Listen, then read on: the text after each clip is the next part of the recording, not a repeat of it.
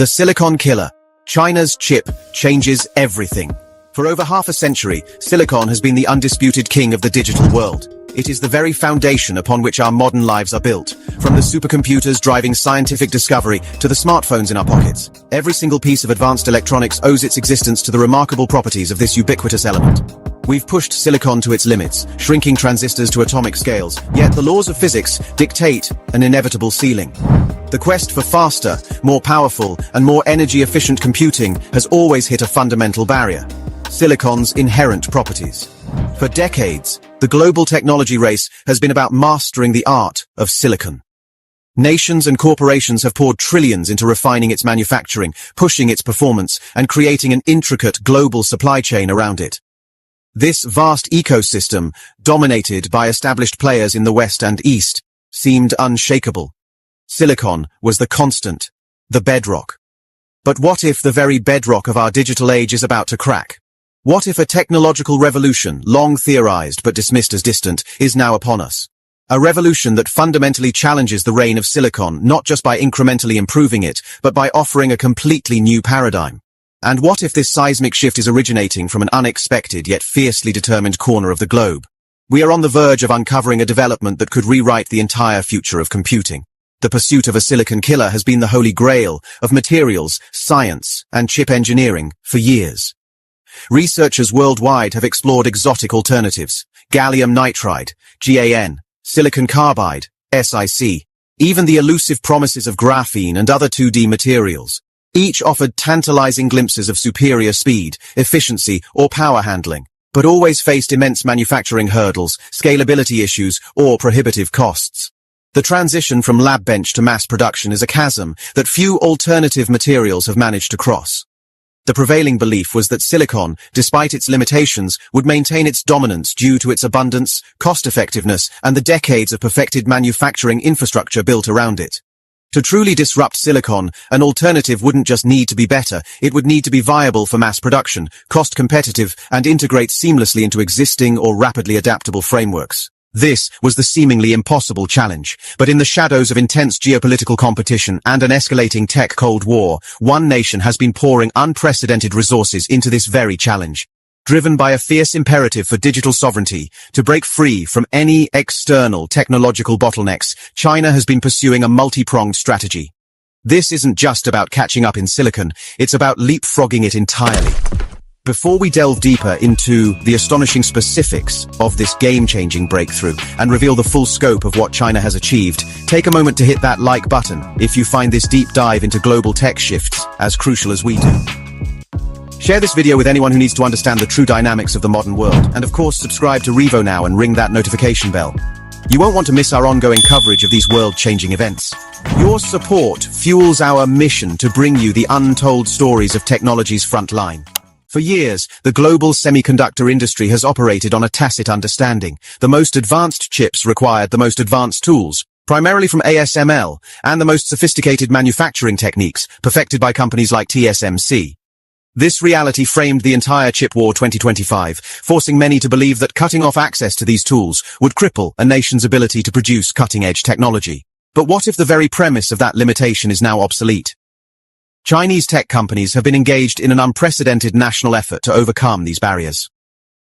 While much attention has been placed on their advancements in traditional silicon-based chip manufacturing, exemplified by SMIC's unexpected breakthroughs in advanced nodes like 5 nanometer and even 2 nanometer, using complex DUV techniques, another, even more revolutionary path has been quietly pursued. A path that seeks to bypass silicon entirely. The scientific community has always recognized silicon's inherent limitations, its electron mobility, its thermal conductivity, and the increasing difficulty of miniaturization beyond a few nanometers. These challenges are not easily overcome. The search for a replacement has been a global academic pursuit, but commercializing these alternatives, building an entire industrial ecosystem around them, has always been the insurmountable hurdle. Until now. Recent academic papers, particularly from leading Chinese universities like Peking University and Renmin University of China, have quietly published research hinting at a breakthrough. These weren't incremental improvements.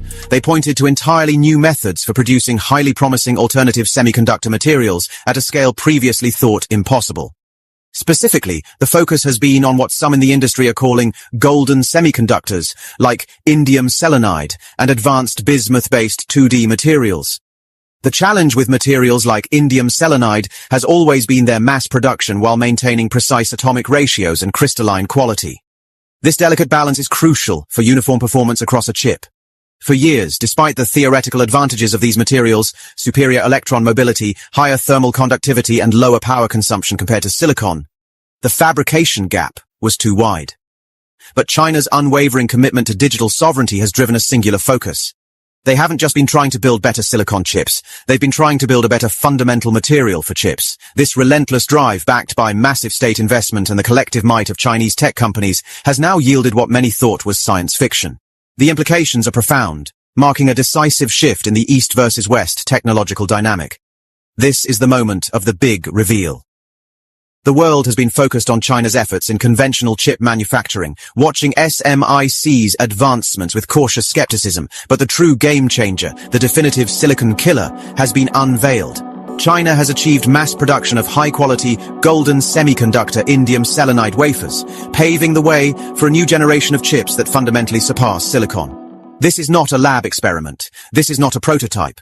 This is a verified breakthrough by researchers from Peking University and Renmin University of China, published in Science, detailing a new method to create 5-centimeter-wide indium selenide wafers with precise atomic balance.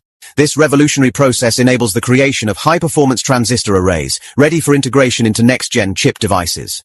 This means that for critical areas like artificial intelligence, autonomous vehicles, and advanced computing, China now has a pathway to chips that are inherently superior to traditional silicon-based designs, effectively making no silicon, no problem.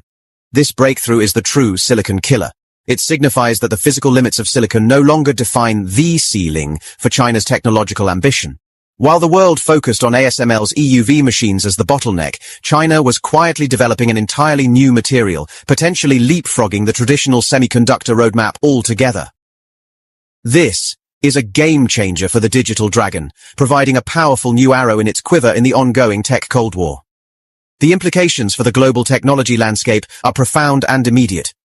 For decades, the West's technological advantage was predicated on its lead in silicon chip design and manufacturing. This development challenges that dominance at its very core. It opens the door for China to build entirely independent, high-performance computing ecosystems, potentially immune to future export controls on silicon-based technologies. While the full scale of commercialization and market adoption will take time, the verified scientific achievement of mass-producing golden semiconductor wafers marks an undeniable inflection point. It signifies that China is not just competing in the existing technological race, it's actively defining a new one. This fundamentally shifts the dynamics of power and innovation, reshaping the future of computing as we know it. The world just witnessed a silent yet deafening explosion in the chip war 2025. What are your thoughts on China's development of this silicon killer chip? Do you believe this will lead to a true end of the silicon era? And how do you see the tech Cold War evolving with this new breakthrough? Share your insights, your predictions, and your questions in the comment section below. And tell us what other groundbreaking advancements in Chinese tech companies or Huawei's ecosystem should Revo now investigate next. Your engagement drives our exploration of tomorrow's technology. This is Revo now signing off.